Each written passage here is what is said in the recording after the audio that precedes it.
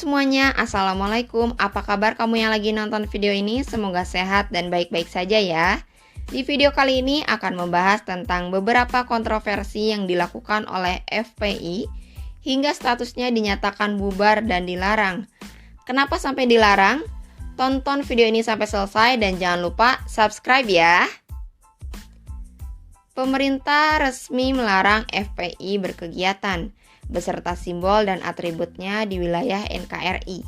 Sejak kelahirannya, FPI memang sudah menuai banyak kontroversi, sebagaimana dicatat oleh sejarawan Merle Calvin Reclebs dalam buku Sejarah Indonesia Modern. FPI mulai didirikan pada tahun 1998. Sejak mulai berdirinya, FPI sudah dipimpin langsung oleh Rizik Syihab. Dan pada awal kemunculannya, FPI menjadi penentang utama Amerika Serikat yang ketika itu mulai menginvasi Afghanistan.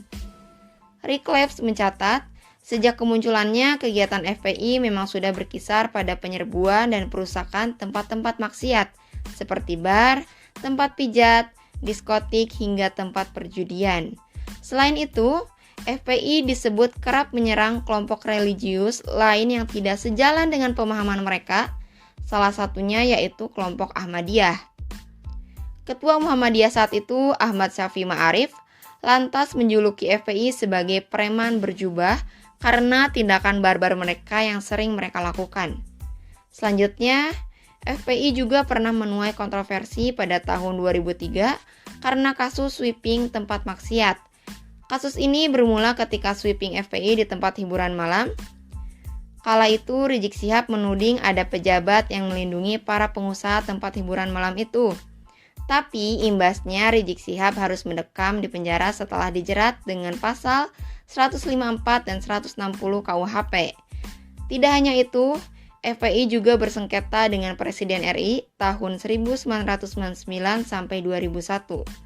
Dan pada tahun 2005, Gus Dur ketika itu menjadi pembela Ahmadiyah yang jadi bulan-bulanan FPI.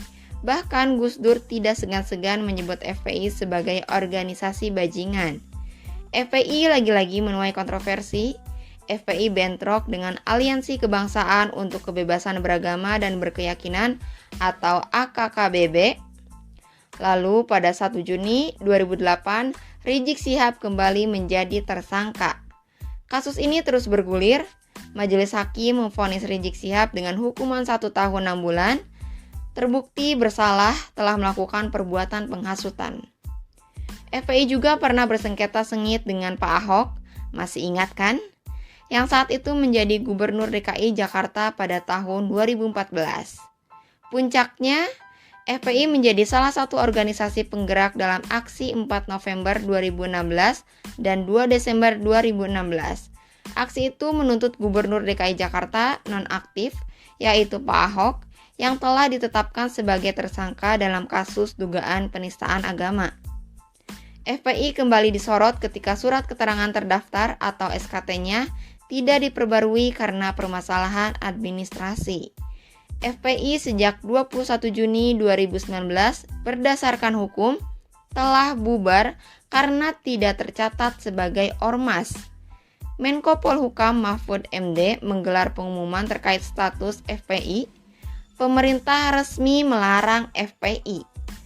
Berdasar peraturan perundang-undangan dan sesuai dengan putusan MK nomor 82 PUU 11 2013 tertanggal 23 Desember tahun 2014, pemerintah melarang aktivitas FPI dan akan menghentikan setiap kegiatan yang dilakukan FPI karena FPI tidak lagi mempunyai legal standing baik sebagai ormas maupun sebagai organisasi biasa. Mahfud membeberkan sejumlah alasan terkait pelarangan FPI. Salah satu alasannya adalah FPI melakukan sweeping secara sepihak dan melakukan kegiatan yang melanggar. FPI sejak tanggal 20 Juni tahun 2019 berdasarkan hukum telah bubar sebagai ormas. Tetapi sebagai organisasi, FPI tetap melakukan aktivitas yang melanggar ketertiban dan keamanan dan bertentangan dengan hukum seperti tindak kekerasan, sweeping atau razia secara sepihak, provokasi, dan sebagainya. Sementara itu, Wakil Menteri Hukum dan HAM, Edward Omar Syarif, menegaskan FPI tidak memenuhi persyaratan untuk memperpanjang izinnya.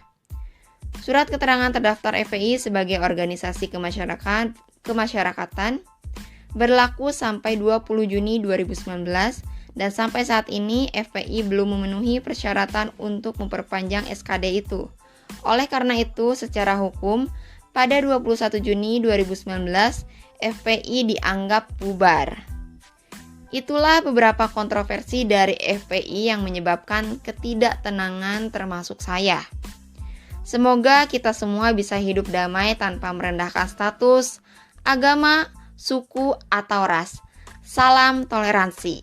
Dan untuk kamu yang nonton video ini, semoga selalu diberikan kesehatan, kebahagiaan, dan dikelilingi oleh orang baik. Sekian video kali ini, terima kasih, sampai jumpa di video selanjutnya. Bye-bye.